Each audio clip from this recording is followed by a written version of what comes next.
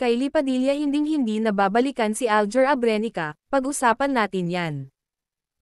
Pero bago ang lahat, kung di ka pa nakasubscribe sa ating channel ay huwag kalimutan mag-subscribe para lagi kang updated sa latest chika. Sinagot ni Kylie Padilla ang isang netizen na hanggang ngayon ay umaasa pa ring magkakabalikan sila ng estranged husband na si Alger Abrenica.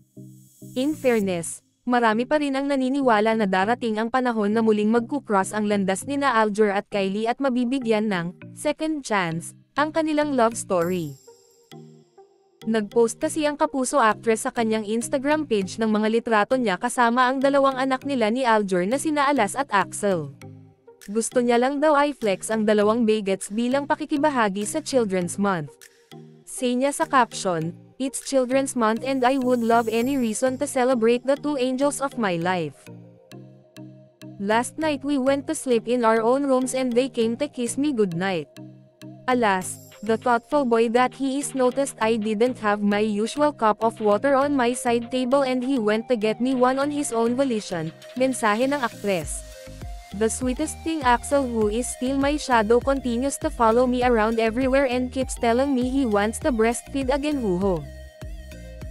I keep thinking to myself it is possible to command my body to produce milk again, lol, that was my favorite part of the infant stage too.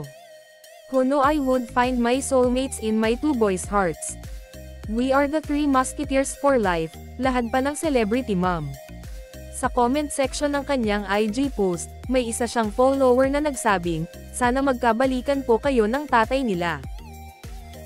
Hindi ito pinalampas ni Kylie at talagang sinagot ang netizen.